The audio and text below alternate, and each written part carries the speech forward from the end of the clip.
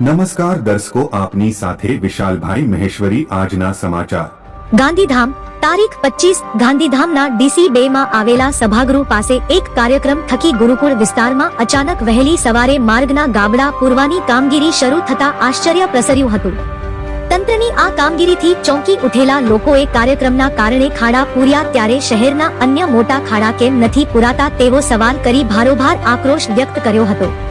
ગાંધીધામ આદિપુર જોડિયા શહેરોમાં 375 કિલોમીટરનું road network છે। વરસાદ પહેલા 50% થી વધુ માર્ગો ઉપર મોટા ખાડાઓને ગાબડાઓ હતા। વરસાદ પછી સ્થિતિ વધુ ખરાબ થઈ છે। લગભગ માર્ગો ઉપર ખાડાઓ પડી ગયા છે। તેની પહોળાઈ અને ઊંડાઈ વધતા ગંભીર અકસ્માતો પણ સર્જાઈ રહ્યા છે। લોકોને ઈજાઓ પહોંચી રહી છે। વરસાદમાં વાહન ચાલકોને ખાડા દેખાય નહીં તે સ્વાભાવિક છે, તેના કારણે ઘણા અકસ્માત સર્જાયા છે।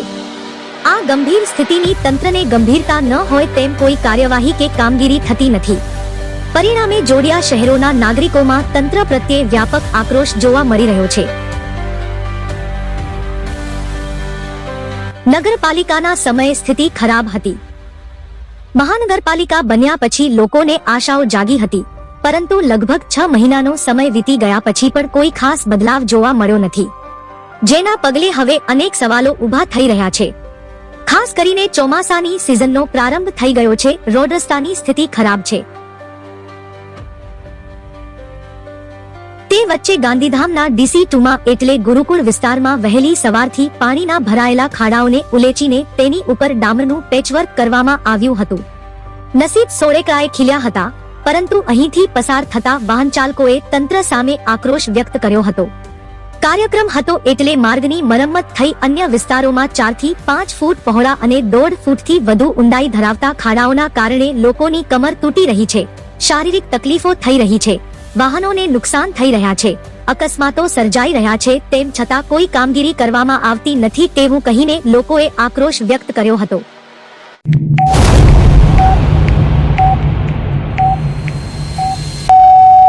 દીનદયાલ પોર્ટના માર્ગને 6 માર્ગીમાં રૂપાંતર કરો। માનવતા ગ્રુપ દ્વારા રજૂઆત કરાઈ।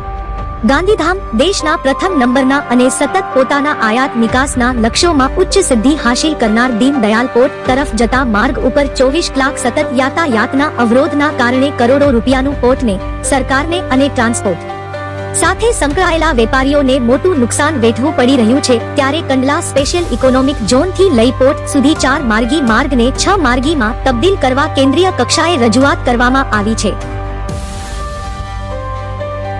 માનવતા ગ્રુપ ચેરિટેબલ ટ્રસ્ટ આદિપુર દ્વારા રજૂઆત કરતા પ્રમુખ ગોવિંદભાઈ નીચા એ પોતે જણાવ્યું હતું કે છેલ્લા લાંબા સમયથી સ્પેશિયલ ઇકોનોમિક ઝોનથી લઈને પોર્ટ સુધી વાહનો જેવા કે પેટ્રોલિયમ પેદાશના ટેન્કરો, મીઠાના અને અન્ય ડમ્પરો, ટિમ્બર ઉદ્યોગ સાથે સંકળાયેલા ટેલરો તેમજ અન્ય ખાનગી વાહનોની સતત યાતાયાતના કારણે અવારનવાર આ માર્ગ ઉપર ચક્કાજામ જેવી સ્થિતિ સામાન્ય બની છે।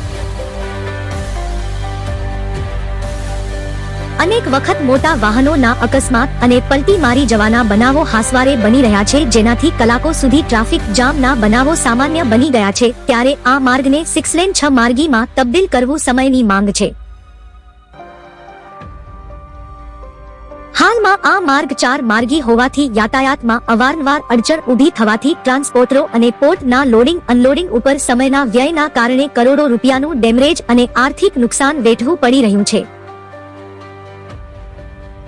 જેથી આ 4 માર્ગીયને ત્વરિત 6 માર્ગીમાં રૂપાંતર કરવા શ્રી નીચા એ સરકારમાં રજૂઆત કરી છે।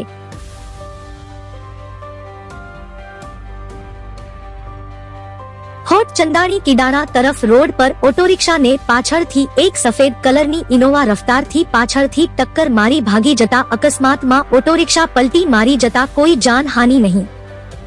भाई ये जो अभी जो गाड़ी आपकी जो ऑटो रिक्शा है जो है GJ12 B करके 6799 जो गाड़ी जो अभी पलटी मारा हुआ है, तो इसका ड्राइवर कौन है?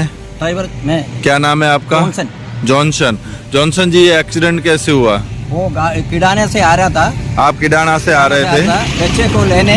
हाँ। GN स्कूल में जा रहा था। GN स्कूल में जा रहे थे। पीछे गाड़ी आया वो इनोवा गाड़ी पीछे आता था आपके पीछे ही था मेरे गाड़ी। पीछे साइड में। हाँ। मैं ये साइड में हाँ। लेफ्ट साइड में आता है, वो राइट साइड में जाता है। बराबर। और जाता है साइड में, और भी साइड में ठोक के मैं आपको घूम गया। पीछे से ओवरटेक करने का ओवरटेक आपको करके ठोक के चला जाता चले है। गया। और उस गाड़ी का नंबर नाम कुछ मालूम? मालूम नहीं पड़ा है, वो भाग गया, मैं दूर गया। गाड़ी कौन से कलर का था? व्हाइट कलर का व्हाइट कलर का इनोवा। इनोवा गाड़ी था।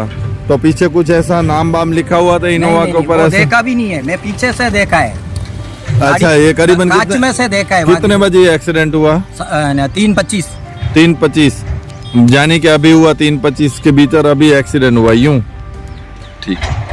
और उसके बाद आपने पुलिस कंप्लेन की? कंप्लेंट के लिए गया, कंप्लेंट किया गया था। अच्छा, पुलिस ने कंप्लेन ली? वो बोला अभी तक लिया नहीं है, नंबर देखा नहीं है, वो तो नंबर कुछ मालूम नहीं है, तो कैमरा भी नहीं है, फिर क्या करेगा ऐसा कुछ? कैमरा नहीं उधर। ठीक है, कोई बात नहीं, वो पुलिस ढूंढ लेगी जो भी है। ठीक है।